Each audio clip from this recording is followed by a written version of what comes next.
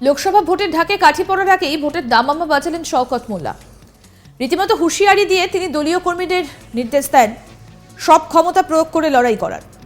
কেউ যদি ব্যর্থ হন, মানে কোনো অঞ্চলের শাসক দলের ফল খারাপ হলে, তবে সেই অঞ্চলের নেতৃত্বকে দায়িত্ব থেকে সরিয়ে দেবার হুঁশিয়ারি দেন তিনি। রবিবার 14 জানুয়ারি ভাঙড় 1 নম্বর ব্লকের 9টি পঞ্চায়েত এলাকার কর্মীদের নিয়ে সম্মেলনের আয়োজন করেছিলেন শওকত মোল্লা। সেই সম্মেলনেই এমন হুঁশিয়ারি দেন তিনি।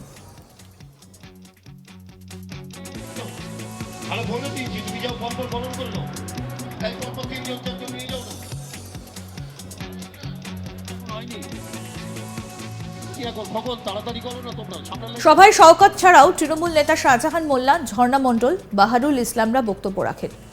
সবাই আইএসএফকে তীব্র আক্রমণ করেন। শওকত মোল্লা এদিন বলেন, এবার থেকে প্রতিটি পঞ্চায়েতে 3 জন করে রাজনৈতিক পর্যবেক্ষক নিযুক্ত করা হবে। ওই পর্যবেক্ষকরা পঞ্চায়েতের সমস্ত কাজকর্ম পর্যবেক্ষণ করবেন। কোথাও কোনো দুর্নীতি, খারাপ কাজ হলে যদি সেটা তদন্তে উঠে আসে, তাহলে সেই নেতা পঞ্চায়েত প্রধানকে 24 ঘন্টার মধ্যে দল থেকে তাড়িয়ে দেবার সমস্ত ব্যবস্থা করা হবে। শুনুন কি বলছেন তৃণমূল বিধায়ক শওকত মোল্লা। লোকসভা নির্বাচনে যে সমস্ত অঞ্চল ভালো রেজাল্ট না করতে পারবে, সেই অঞ্চলের সভাপতি, প্রধান, উপপ্রধান এবং কর্মাধ্যক্ষ আর 2-4টা বুথে যদি খারাপ রেজাল্ট হয়, সেই বুথ সভাপতি, অঞ্চল সভাপতি, প্রধানদের লোকসভার পরে সরিয়ে দেওয়া হবে। এটা একদম পরিষ্কার সিদ্ধান্ত, এখানে কোনো কম্প্রোমাইজ নয়। এটা একদম পরিষ্কারভাবে আজকের সম্মেলন থেকে সিদ্ধান্ত। সবাই একমত তো নাকি? কর্মীরা সবাই একমত, কিছু করার নেই। অর্থাৎ কর্মীদের প্রতি এমন আক্রমণ কেন শওকতের? রাজনৈতিক পর্যবেক্ষকদের মতে 2021 সালে বিধানসভা নির্বাচনে দক্ষিণ 24 পরগনা জেলার একমাত্র ভাঙড় বিধানসভা কেন্দ্রটি তৃণমূলের হাতছাড়া হয়েছিল। আইএসএফ এর নওশাদ সিদ্দিকী বিপুল ভোটে জয়লাভ করে বিধায়ক হন। 2 বছর পর 2023 পঞ্চায়েত নির্বাচনে ভাঙড়ের যে সমস্ত পঞ্চায়েত এলাকায় ভোট হয়েছে, সেখানে পঞ্চায়েত সমিতি এবং জেলা পরিষদের আসনে বিরোধী দল আইএসএফ ভালো ফল করেছে। শওকত ভাঙড়ের পর্যবেক্ষক হিসেবে দায়িত্ব পাওয়ার পরও আইএসএফ ভালো ফল করেছে। তাই লোকসভা ভোটে এতটুকু খারাপ ফল হোক, সেটা চান না ক্যানিং পূর্বের বিধায়ক। এজন্য তিনি বিরোধীদের 1 ইঞ্চি জমি ছাড়তে চান না। আমাদের প্রতিনিধি প্রসেনজিৎ সাহা কি প্রতিবেদন তুলে ধরলেন, আসুন শুনে। আর কিছুদিনের মধ্যেই লোকসভা নির্বাচনের ঘণ্টা কার্যত ইতিমধ্যেই বেজে গিয়েছে। বিভিন্ন রাজনৈতিক দল তাদের কর্মসূচি শুরু করে দিয়েছে। দক্ষিণ 24 পরগনার ভাঙড়েও তৃণমূল কংগ্রেস তাদের হারানো জমি ফিরে পেতে মরিয়া চেষ্টা শুরু করেছে। গত বিধানসভা নির্বাচনে এই ভাঙড় বিধানসভায় তৃণমূল কংগ্রেস আইএসএফের কাছে হেরে গিয়েছিল। রাজনৈতিক সংঘর্ষ হয়েছিল তৃণমূল এবং আইএসএফের মধ্যে, আর সেখানে কার্যত তৃণমূলকে পিছু হটতে হয়েছিল।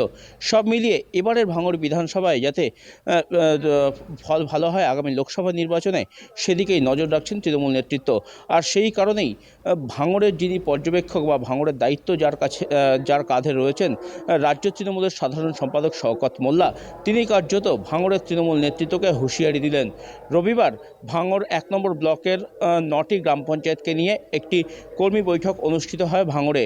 আর সেই কর্মী বৈঠকে বক্তব্য রাখতে গিয়েই শওকত মোল্লা, যিনি রাজ্য তৃণমূলের সাধারণ সম্পাদক তথা ক্যানিং পূর্বের বিধায়ক, তিনি কার্যত ভাঙড়ের তৃণমূল নেতৃত্বকে হুঁশিয়ারি দিয়েছেন যে ভাঙড় বিধানসভা এলাকায় যে সমস্ত গ্রাম পঞ্চায়েত রয়েছে, সেই সমস্ত গ্রাম পঞ্চায়েত এলাকায় যে গ্রাম পঞ্চায়েতের তৃণমূল কংগ্রেসের খারাপ ফল হবে, সেই গ্রাম পঞ্চায়েতের প্রধান, উপপ্রধান, বুথের সভাপতি থেকে শুরু করে ওই অঞ্চল সভাপতিকে কিন্তু সরিয়ে দেওয়া হবে নিজের পদ থেকে।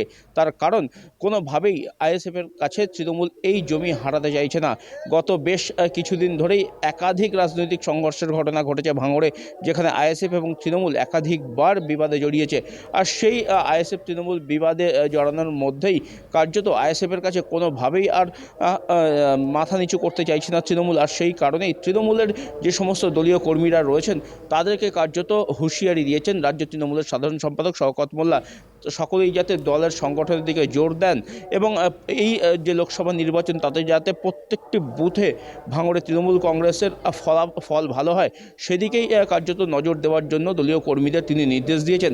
পাশাপাশি এবার ভাঙড়ে যে পঞ্চায়েতগুলি রয়েছে, প্রত্যেকটি পঞ্চায়েত এলাকায় 3 জন করে পর্যবেক্ষক নিযুক্ত করার সিদ্ধান্ত গ্রহণ করা হয়েছে এবং তারাই কার্যত ভাঙড়ের সেই পঞ্চায়েতগুলিতে নজরদারি চালাবে।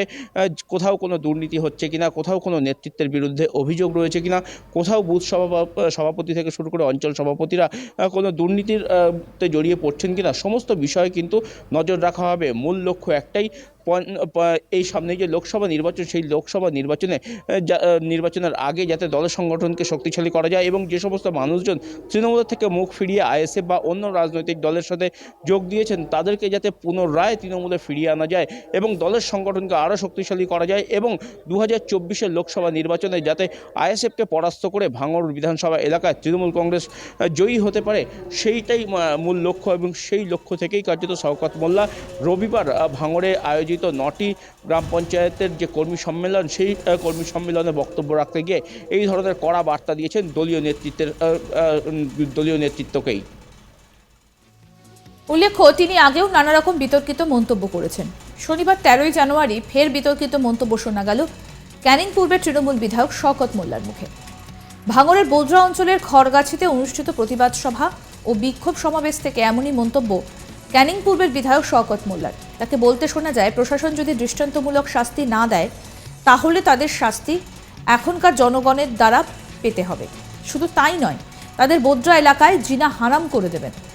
দায়িত্ব নিয়ে তিনি বলে যাচ্ছেন। আসুন শুনে নি প্রতিবাদ সভার মঞ্চ থেকে ঠিক কি বলেছেন শওকত মোল্লা, শুনুন। সেই মানসিকতা নিয়ে ফিরতে হবে। আমরা প্রশাসনের প্রতি আমাদের আস্থা আছে।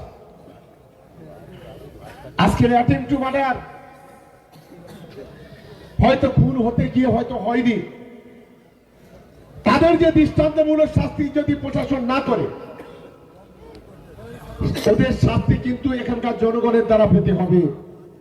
এটা যেন মাথায় থাকে ওদের বাঁচাতে কেউ পারবে না। এটুকু বাঁচাতে মানে এই নয় বদলার মাটিতে বাস করা ওদের জিনে হারাম করে দেবো, এটা আমি দায়িত্ব নিয়ে আগে বলবো না। কারণ আমরা অনেক সহ্য করেছি, অনেক রক্ত ঝরিয়েছি। আর নয়, নতুন করে আমাদের রাজনৈতিক ভাবে আমাদের মোকাবিলা করতে হবে এবং সেই লড়াইতে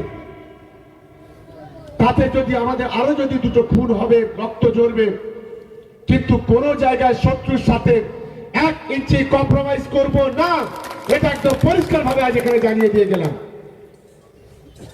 কি আমাদের ছেলেরা তৈরি তো? একটু জোরে বলতে হবে তো, শুনতে পাচ্ছে না। কি আমরা তৈরি? ধন্যবাদ সকলকে। আরও আপডেট পেতে আজ তাক বাংলার ইউটিউব চ্যানেল সাবস্ক্রাইব করুন, নোটিফিকেশন পেতে বেল বাটন অপশন প্রেস করুন। এই ভিডিও সম্পর্কে আপনাদের মতামত জানান, কমেন্ট করুন, শেয়ার করুন, হোয়াটসঅ্যাপে ফলো করুন আজ তাক বাংলা।